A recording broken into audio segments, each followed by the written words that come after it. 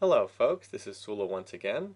What I'm going to be doing here is I'm going to be talking a little bit more about the Season 3 World Championship. We've just finished the group stage, actually 2 days ago, I guess now as I'm recording it, but I didn't see all the games live. I was watching a lot of them yesterday on Sunday.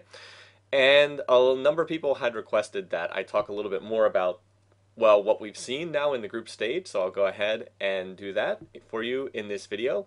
The group stage games were very entertaining. There were some outstanding games from the group stage. I've once again pulled up Leaguepedia's information here. Has the results here from the group stage. It actually has all of the matches broken down. If people are curious, you can actually see the results of every single one of the matches. And I think that there was what, roughly 40 something games. I don't know the exact number. I did see nearly all of the games. The only ones that not all live, but I did see just about all of them. The only ones I didn't see were some of the last I didn't watch the last games from Group A after the bracket had basically already been determined, but I did see all of the others. Anyway, so let's talk about Group A first. Group A was the less interesting of the two groups. Group A was the group where it was pretty clear that there were sort of three tiers of teams. There were the top two teams, OMG and SK Telecom, that being the teams from China and a team from Korea. They were pretty clearly a cut above the other teams in their group, and they very deservedly will be moving out of the group stage and onto the quarterfinals. Then you had sort of another tier down, Lemon Dogs and Team Solo Mid, who seemed to be relatively even to me. They split their matchup. They split their matchups 1-1. And then GamingGear.eu was kind of lower than the others. I know that Gaming Gear won their last match against Solo Mid, but that game didn't really mean anything at the time it was played, so not sure quite what to make of that. So anyway, as I said, Group A was not all that interesting to watch because after about the second time, by the time they had done sort of one full rotation through the group, it was pretty clear who was going to move on out of that group, as opposed to Group B, which was completely wild and much more exciting. So OMG and SK Telecom, as I said, clearly the best teams in that group, not much doubt. They both put up 7-1 records. They both went undefeated against the other three teams, and they split their own match 1-1 between the two of them. SK Telecom looked a little rough their first day, but they didn't lose after that first day. They lost to OMG the very first day, and then they went 6-0 after that. So they looked like they figured out some of the issues that they had and looked a lot stronger. OMG is the team that I think took people mostly by surprise because the Chinese team, we haven't seen a lot of them unless you follow the LPL, the Chinese league, and I don't think very many people outside of China do that just because it's kind of hard to get access to their games, and most of the videos aren't even broadcast in English from what I've seen. But anyway, not as much known about them, but they played very, very well. The word coming in was the Chinese teams like to play super aggressively, that they like to tower dive early on, and that's exactly what OMG did in their games. They did a whole bunch of three-man tower dives at like the 3 to 4 minute mark, and it seemed to catch teams off guard. And they had a lot of success with that. So in particular, their jungler Loveland had like some really crazy games. I think he was the one who played. Hold on, am I remembering this correctly? I think he was the one who played Jungle Volibear and had like this totally insane game where we played Jungle Volibear and immediately started with a Doran's Blade, then rushed Boots of Mobility and just ran around the map ganking the whole time. I hope that I'm remembering that right. It was either Loveland or who's the SK Telecom jungler? No, it wasn't Bengi. Never mind. I think that it was the OMG jungler. Anyway, I don't want to get too off track, but they played a really nice group stage, and I'm looking forward to seeing them play again in the wider knockout stage in the quarterfinals. Lemon Dogs is the team that doesn't seem to get much fanfare. They actually are a very good team. They just clearly were not as good as OMG and SKT1.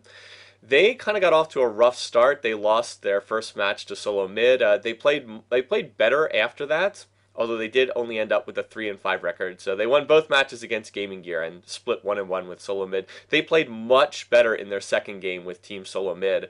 They seized control of that game early and just dominated. So those teams split, but honestly, Lemon Dogs, it seemed as though Lemon Dogs was getting stronger as the group stage went on. Perhaps that's in part because they're so relatively new to this. This is a team that only formed this year in 2013, and this was their first real international tournament. They've only played in Europe prior to this. I think that they do have the potential to be back here in the future. In particular, their mid laner Nuke Duck is very, very good. He was very impressive, particularly when teams didn't ban out his Fizz, which you should pretty much auto ban Fizz against Lemon Dogs because it's Nuke Duck's best champion.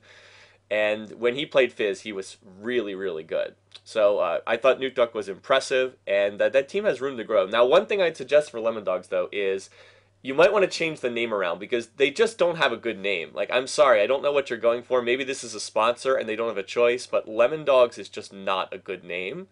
There's something about that just is not intimidating. And, you know, you hear, oh, hey, Lemon Dogs is playing. It's like, what? Do I want to watch that? So I think that they might want to either get a new sponsor or get a different name because it's just that name's not doing it for them. But they definitely feel like an up and coming team. And granted, they didn't do great in this group stage, but OMG and SK21 look to be pretty darn good. Solo mid, what should I say about solo mid? It's kind of funny. They have to be disappointed with how things went. They played well in a lot of matches that they didn't win. Their second match against SKT1 was a really good match. They were going just stroke for like the first 25 minutes, but ultimately it just fell apart. And that happened in a couple of their games. They were very much in a lot of their matches, but they didn't end up winning too many of them. Only ended up 2-6. They still got that never beaten a Korean team moniker on them. I think it's like 0-15 at something like point like that. And anytime that there's a streak like that, I'm referring back to non-electronic, non-esports for the moment, normal sports. Anytime there's one of those streaks coming up where like a team just can't beat another team or something, you will have to hear about it over and over and over again until you win. So poor Solo Mid's going to have to win a match against a Korean team at some point, or they're going to keep hearing about this over and over again.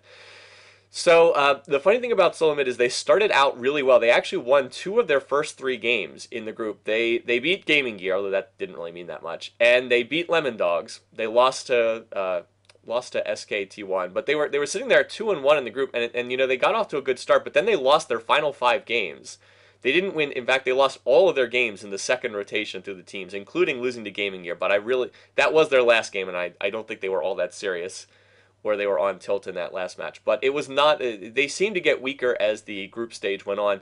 In particular, what other teams were doing, I saw all of their matches. What other teams were doing was they were focusing on Dyrus really heavily in the top lane, and Dyrus did not have a good world championship. He gave up first blood in, I think it was 4 or 5 of the games they played, and they only played 8 games, so that's not very good.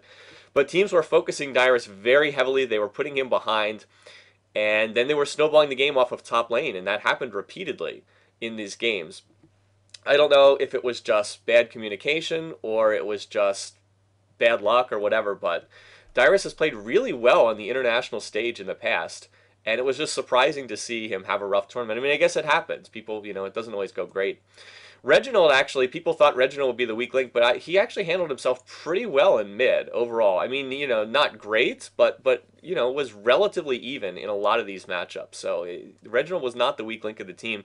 And Wild Turtle actually had played really well. Like, Turtle had a very strong world championship, but the top lane was just a disaster for solo mid, and that and some poor communication in team fights is what cost them.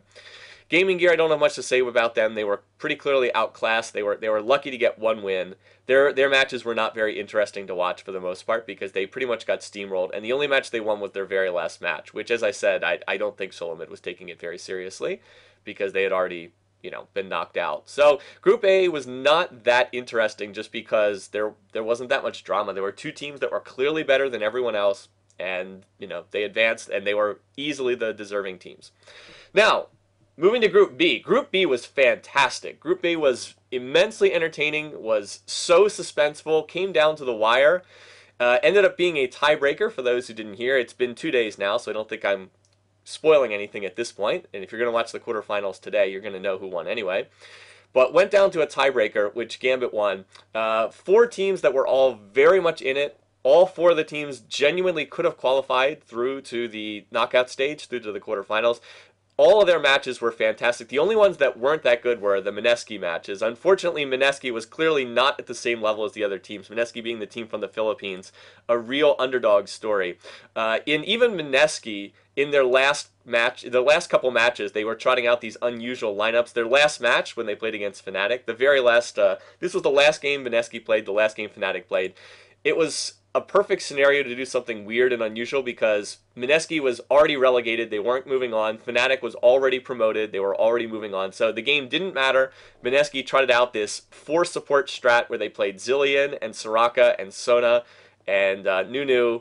It was bizarre, it didn't work, but it was immensely entertaining, and they were a huge crowd favorite. So the Mineski matches weren't that great. There was only one Mineski match that was actually close. Their first game with Vulcan was fairly close for the first 20-25 minutes, but they mostly got stomped, but they were really entertaining, and everybody enjoyed watching them. So Mineski, if you're going to be, if you're going to get crushed by everybody else, at least make it entertaining, and that's what they did. So 3 cheers to them, and hopefully they'll use this experience to get better, build their brand, in the Philippines and Southeast Asia, because nobody knew who Mineski was 2 weeks ago, and now a lot of people know who they are. So hopefully this will help them, get them some more advertisers, and that they'll be able to improve and come back and play on the world stage again, because they were a fun group to watch. Okay, but more seriously, Group B. As I said, these games were almost always very, very close.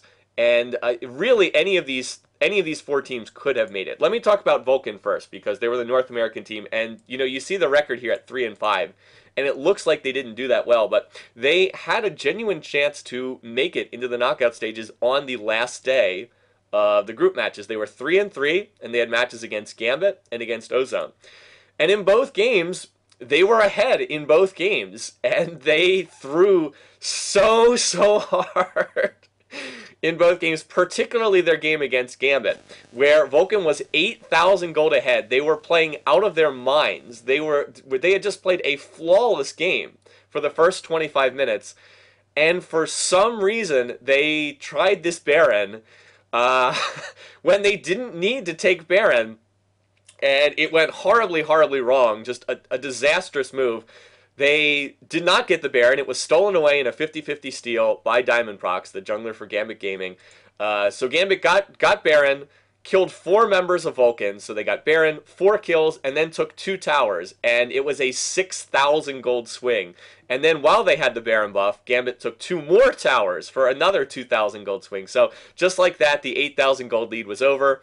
And they threw super duper hard, lost that match. And I mean, that was pretty much it, because they had to win, they had to win those matches in order to advance out of the group stage. But I mean, Vulcan seriously could have gone 6-2 in this group stage very, very easily. But that's the word with Vulcan, is they have these players who are very talented. They're very mechanically proficient. They have a deep champion pool, much deeper than Team Sullla Mid, by way of comparison. They can play a lot of lineups. They're very difficult to ban out, but the Vulcan throw, the Vulcan throw is just incredible. They, for whatever reason, always just make terrible decisions in the late stages of games, and they'll build these humongous leads and throw them away. I don't know if people remember this, because this was a while ago, but Vulcan had a 10,000 gold lead in the NALCS against Cloud9 in one of their games. I think it was the second or third time they played each other. I think it was either the second or third time they played each other, as I said. But they were ahead by 10,000 gold, and they couldn't close it out. They just couldn't finish, and Cloud9 came back and won that game, and it was the same kind of deal. So Vulcan, the potential was there. By the way, Fnatic, 7-1 in the group stage. The only team that beat them was Vulcan. Vulcan beat them in their first match between the two of them.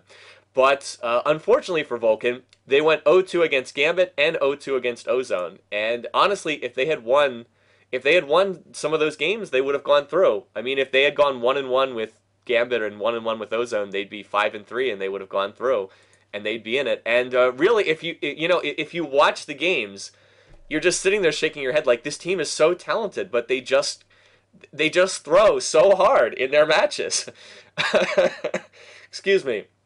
They just throw so hard, and I just hope that they're going to be able to figure that out, because this team has the talent. They just need to work on their communication and make better decisions, and they'll be right there. So 3-5, is a fair, is a fair result, but in a way it doesn't really show how well they played, because you can tell if you watch their matches that they've got the talent, but it's the communication and the teamwork aspect that it's just not there, and they need to think about their decision making, because wow, their bearing calls, whew, those bearing calls are just, well, a disaster. I don't know what else to say. Okay, what else? Let's move on then and discuss Ozone briefly. So Ozone, one of the Korean teams. Korea, of course, heavily hyped. Korean teams have been, especially if you've been watching, excuse me, the analyst desk, if you've been watching Monte Cristo, who casts for the Korean League, the OGN, you've probably heard a whole lot of talk about how strong the Korean teams are. Well, so far, SKT1 has lived up to that. SKT1 has played very well thus far. But Ozone did not. And Ozone just had a disastrous tournament. They did not look right at any point in time in this tournament. They went 5-3, but they were the beneficiaries of a lot of throws, and not even just from Vulcan. They were the beneficiaries of throws from other teams as well. They did not play well at really at any point in time in this entire run-through of the World Championships. And you'd have to say they didn't make it out of the group stage, and they didn't deserve to make it out of the group stage. They just didn't play well at all. Some weird things going on with the team. Their top laner, they had a sub or a new player for their top laner in Looper, who actually, by the way, played the best probably of anyone on the team, so you can't really fault him. But supposedly their normal top lane player, Home, is their shot caller and kind of the team leader, and he wasn't playing, and they never subbed him back in, which I understand has been getting a lot of criticism. Still, the biggest criticism was their mid laner, Dada, who was coming into this tournament, was widely regarded as one of the best mid laners in the world, right there alongside Faker on SKT1. And he just played very, very poorly.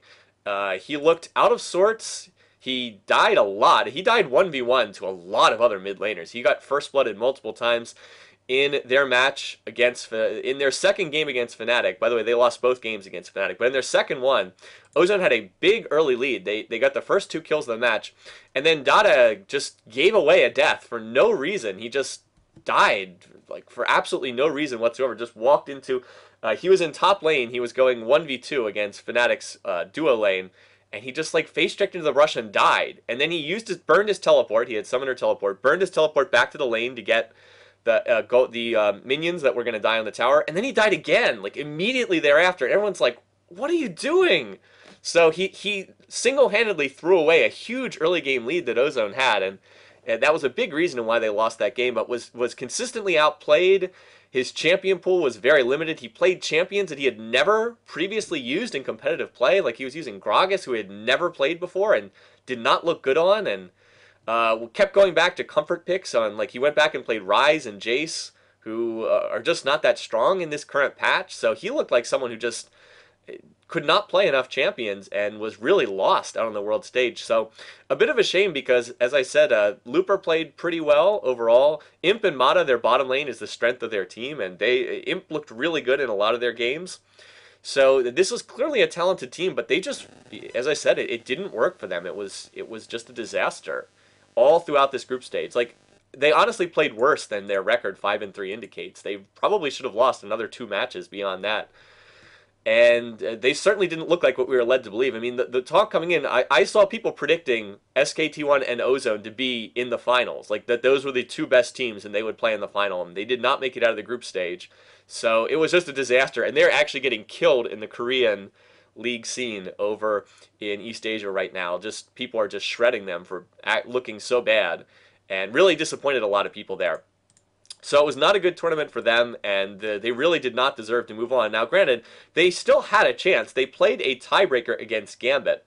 And so why don't we just talk about Gambit then, who squeaked through the group stage just barely, needed some help to make it through, and got it. And so Gambit, as you know, they were right there. I would say that they did deserve to make it through, but sort of just barely by the skin of their teeth. They had some matches where they were outstanding. They had some other matches that were very shaky. And I don't know exactly what we're going to see from them coming through, but they managed to pull it out in the end. I guess I'll discuss their tiebreaker match against Ozone.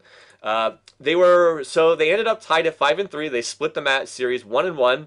In the first matchup between the 2 of them, Ozone played a mid lane Ezreal, and that was really the only game where Dada looked good, as he played mid Ezreal, and that really caught Gambit like out of sorts. They weren't expecting this double AD team comp with Ezreal mid, and I think it was Varus in the bottom lane for Imp. It was either Varus or no, I think it might have been Vayne in the bottom lane. It was one of them. But Gambit like got caught off guard. They weren't expecting it, and they lost the first match. In the rematch, Gambit played much, much better and really controlled the match. So that meant that because they finished with a tie record 5-3, which Gambit was only 5-3 because Vulcan threw tremendously hard, as I mentioned before. They're pretty lucky to be 5-3 and tied. That meant they went to a tiebreaker match. Tremendously exciting tiebreaker match. Gambit.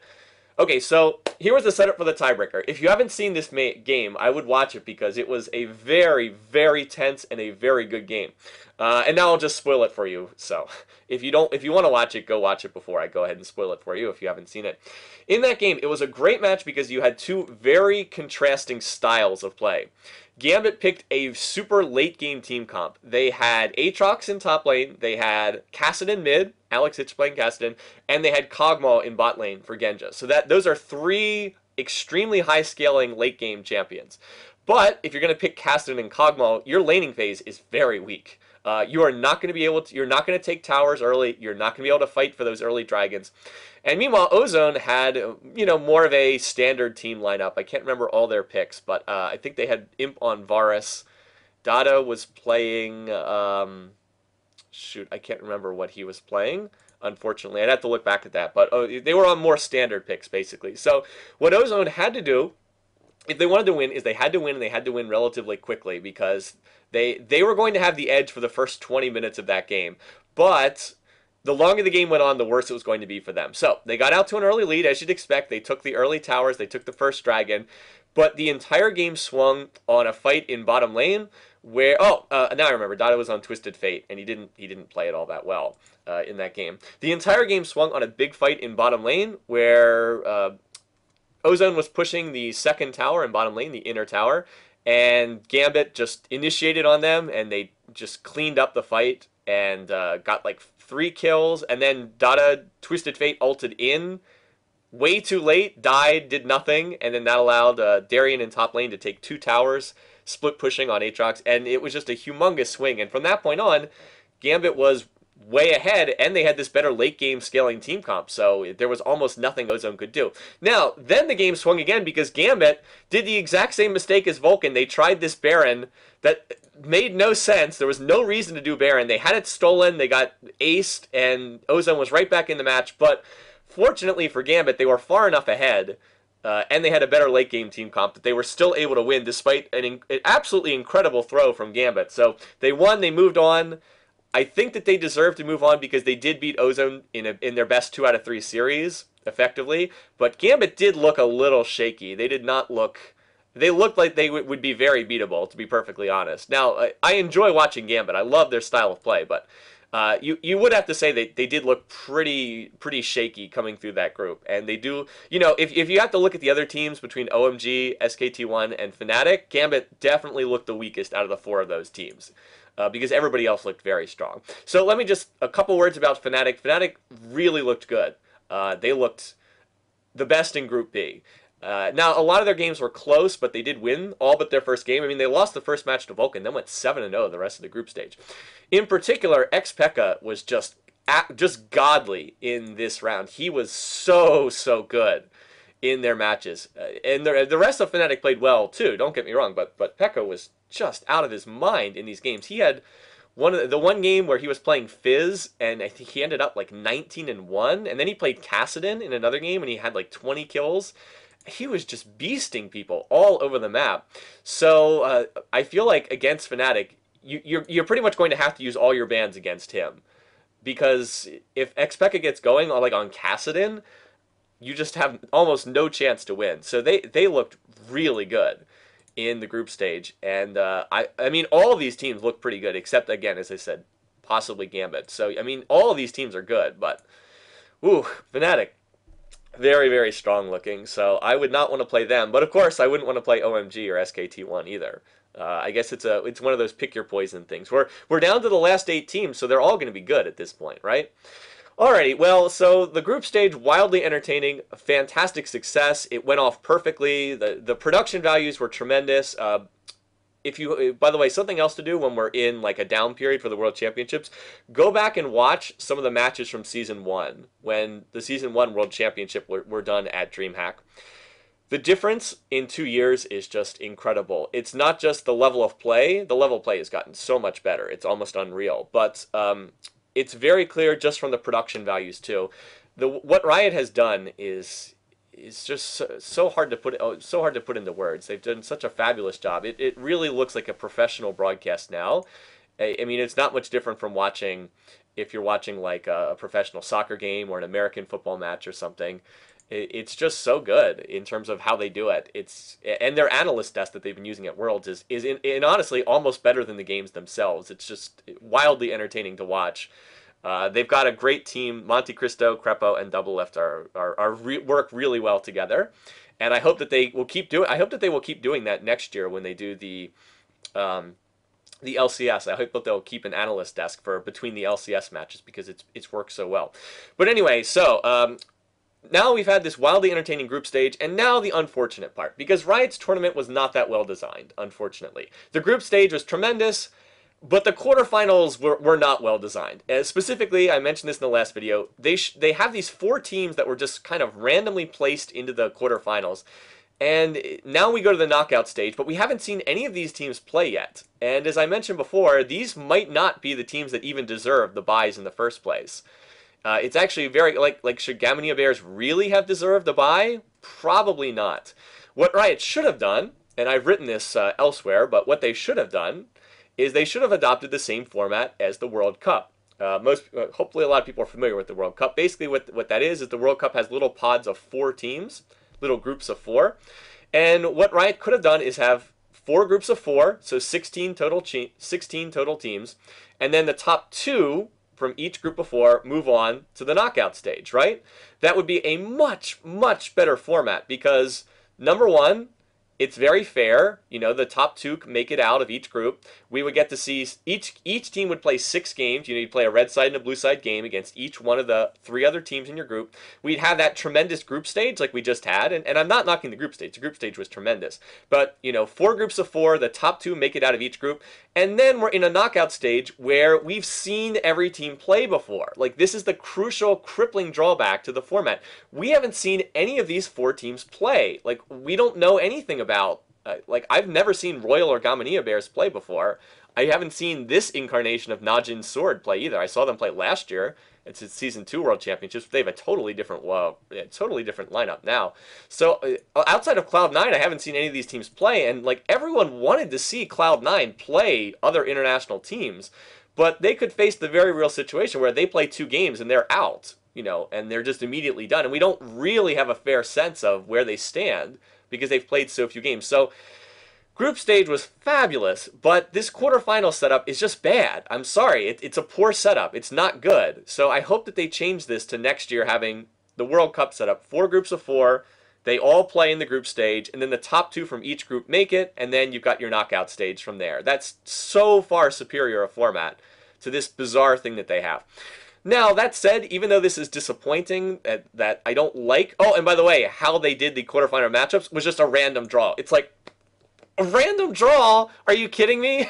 So then it was total dumb luck who played who. I mean, it's just not good. It's not well handled. So let's look at the actual matchups. Now, we do have some great matchups in the quarterfinals. In particular, this very first one, which is going to happen just a couple hours after this video, which is why I'm doing this video this morning. Before I get to my actual work for the day. So, the biggest matchup in the quarterfinals is the very first one because Cloud9 has drawn Fnatic as their opponent. So we have the North America versus EU. Immediate matchup. Best of 3. Winner goes on to the semifinal. Loser is done. I mean, the stakes could not be higher in this match. And I have no clue what's going to happen. I just don't know at all because we haven't seen Cloud9 play anyone outside North America. So I don't know. We have no idea. But it should be a tremendous match. And I really think the winner of this match has a good chance to win the whole tournament. I mean, legitimate chance to win the entire tournament because Fnatic looks so good in the group stage. And North America was not as bad as people thought. That was one of the other things from the group stage was, look, Korea, not as strong as people had said. North America, not that far behind. It's like, okay, Vulcan, you know, They were only 3-5, but the talent level was there.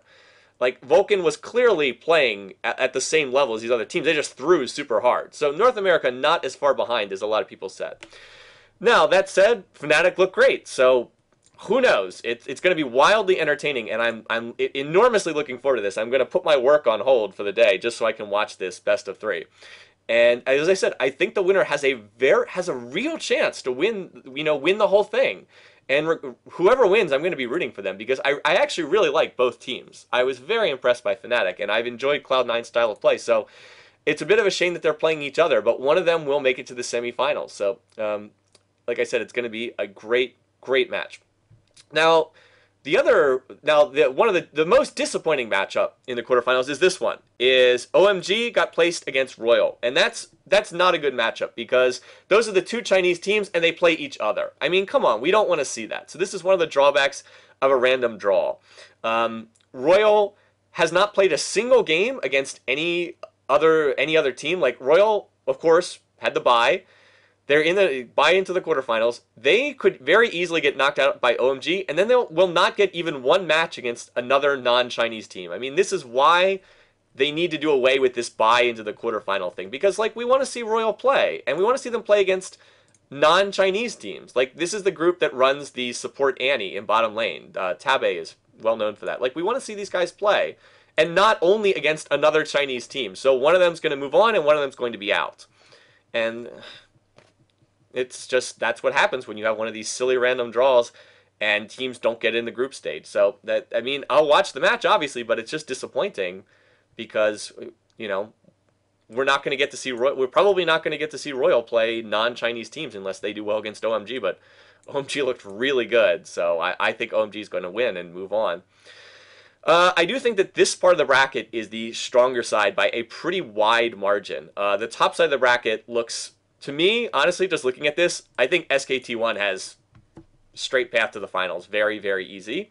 And that's, again, one of the disadvantages of when they do this random draw. So they are lucky. They've drawn Gamania, who is widely regarded as the weakest team in the quarterfinals. I mean, I'm not going to split hairs. I've never seen Gamania play, so they could be good, but maybe they'll pull off the Taipei Assassins thing and come out of nowhere. But all the other teams that were on that level, like Mineski was very clearly not at the same level as the rest of the world teams.